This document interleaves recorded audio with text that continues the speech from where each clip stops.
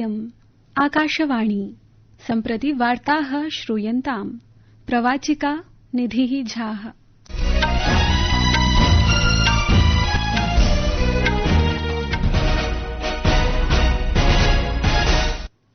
आदौ मुख्याः वार्ताः। संसदा बैंकिंग व्यवस्थायाः आधुनिकीकरण विधेयकं स्वीकृतम्।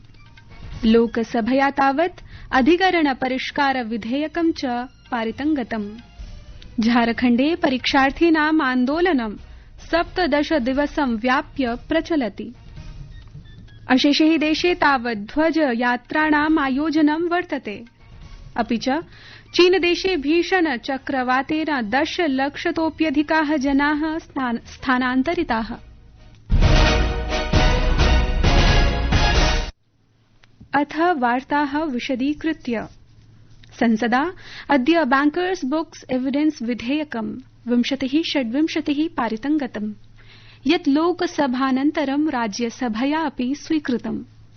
वित्तमन्त्रिणा निर्मला सीतारामन् इत्यनया उपस्थापितेन विधेयकेन डिजिटल बैंकिंग अभिलेखानां साक्ष्यरूपेण विधिक स्वीकार्यता सम्पुष्टा भवति। इतः प्राग् नीट् विषये विपक्षस्य कोलाहलेन राज्यसभायाः कार्याचरणं बहुवारं स्थगितम् अभवत्। लोकसभया अद्य अधिकरण परिष्कार विधेयकं 26+200 ध्वनिमतेन पारितम्। विविधानाम् अधिकरणाध्यक्षाणां सदस्यानां च अर्हतासु नियुक्तौ सेवापक्षाश्रयेषु च पारदर्शितां स्वायत्तताम् एकरूपतां च आनेतुम् अथ च तेषां कार्यप्रणाल्यां दक्षतावर्धनम् अस्य विधेयकस्य मुख्योद्देश्यं वर्तते। अस्य विधेः अन्तर्गतम् एकस्य राष्ट्रियाधिकरण आयोगस्य स्थापनायाः अपि प्रस्तावो वर्तते। नीट् परीक्षा प्रकरणे प्रदर्शनरतानां छात्राणामुपरि आरक्षकाणां कथित कार्याचरणमवलम्ब्य विपक्षस्य कोलाहले विचारविमर्शं विनैव एतद् विधेयकं पारितम्। पीठासीनाधिकारी जगदम्बिका पालः अवोचत् यत् संसदीय कार्यमन्त्री किरेन रिजिजुः विपक्षस्य याचनां पूर्वमेव स्वीकृतवान्। अथ केन्द्रीय गृहमन्त्री अमित शाहः छात्र प्रदर्शन सम्बन्धे वक्तव्यं दातुं सन्नद्धो वर्तते, किन्तु अविरत कोलाहलेन संकुलं सदनम् अवलोक्य सभापतिना अद्य आदिनाय सदनस्य कार्याचरणं स्थगितम्। इतः प्राग् अपराह्णे 2 वादने द्वितीय स्थगनानन्तरं यदा सदनस्य कार्याचरणं पुनरारब्धम् तदा केन्द्रीय विधि न्यायमन्त्री अर्जुन राम मेघवालः विपक्षस्य गम्भीर कोलाहले एव एतद् विधेयकम् उपस्थापितवान्। ततः पूर्वं मध्याह्ने 12 वादने प्रथम स्थगनानन्तरं यदा सदनं समवेतम् तदा कृष्णांगारक खनन मन्त्री जी किशन रेड्डी खनिज संशोधन विधेयकम् उपस्थापितवान्। केन्द्रीय मन्त्री किरेन रिजिजुः अद्य स्पष्टीकृतवान् यत् छात्र प्रदर्शन प्रकरणे संसदि चर्चां कर्तुं प्रशासनं तत्परमस्ति।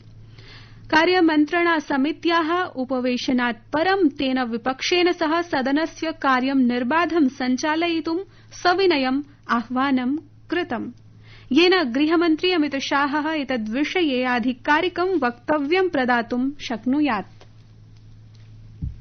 प्रधानमन्त्री नरेन्द्र मोदी ह्यः नवदिल्ल्यां 26-200 वर्षस्य राष्ट्रमण्डल क्रीडा पदक विजेतृभिः सह अमिलत्।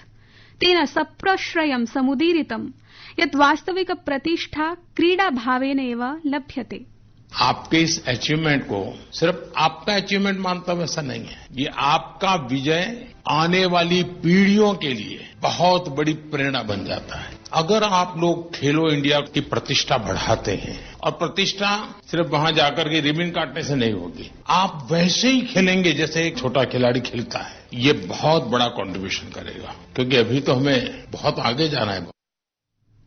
स्कॉटलैंड इत्यस्य ग्लासगो नगरे सम्पन्नासु एतासु स्पर्धासु भारतेन 13 स्वर्ण 17 रजत 9 कांस्य पदकैः सह आहत्य 39 पदकानि विजित्य चतुर्थं स्थानं लब्धम्।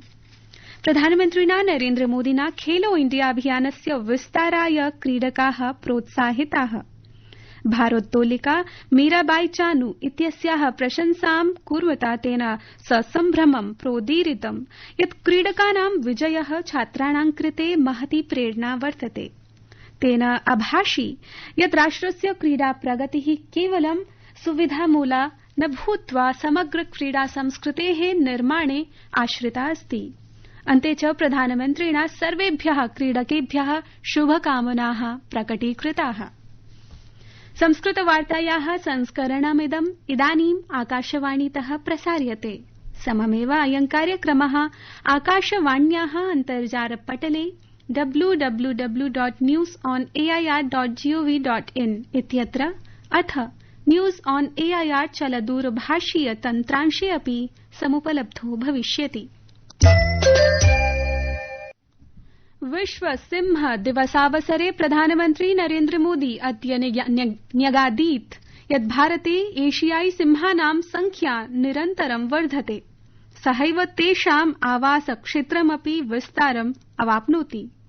केन्द्रीय मन्त्रिणः भूपेन्द्र यादवस्य एकं लेखं प्रकाशयन् श्रीमोदी प्रतिपादितवान् यत् वन्यजीव संरक्षणाय सर्वकारस्य दृढ संकल्पः, जनसमुदायस्य बलिष्ठा सहभागिता च देशस्य वन्यजीवानां रक्षणाय अनुकरणीयम् उदाहरणमस्ति।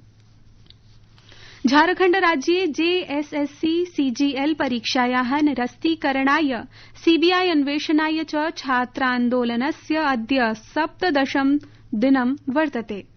रांचीनगरे विधानसभां प्रति पदयात्रां कुर्वत्सु छात्रेषु आरक्षकबलेन जल प्रक्षेपणास्त्रस्य प्रयोगः कृतः।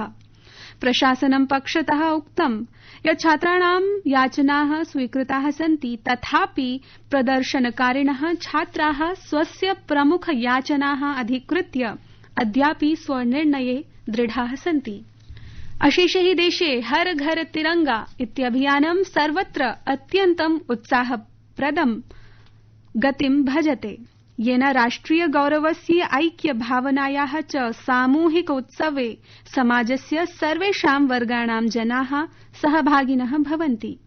एतत् अभियानम् अस्य मासस्य 17 दिनाङ्कं यावत् प्रचलिष्यति, यत् अस्मिन् वर्षे वन्दे मातरं राष्ट्रगीतस्य 150 वार्षिकी समारोहेण सह सम्पद्यते, येन सर्वस्य देशभक्तस्य हृदयम् अत्यन्तं प्रमुदितमस्ति।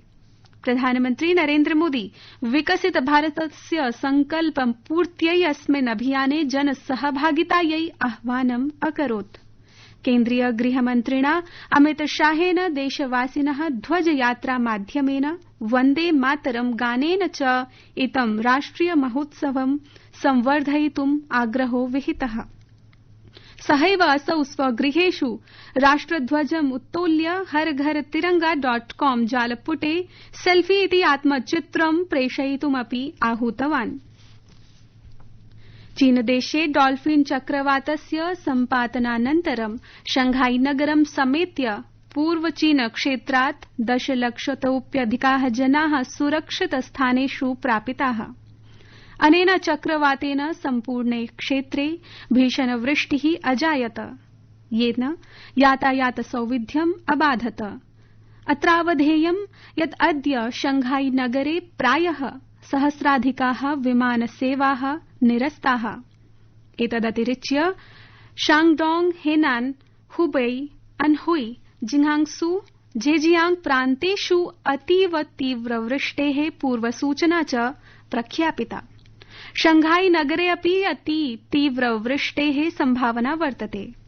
प्रशासनेन जनाः बाह्यगतिविधीन् परिहर्तुं निर्दिष्टाः। चीन प्रशासनेन पूर्वमेव एतदर्थं रक्तवर्णीया सञ्चेतना च उद्घोषिता आसीत् इति वार्ताः।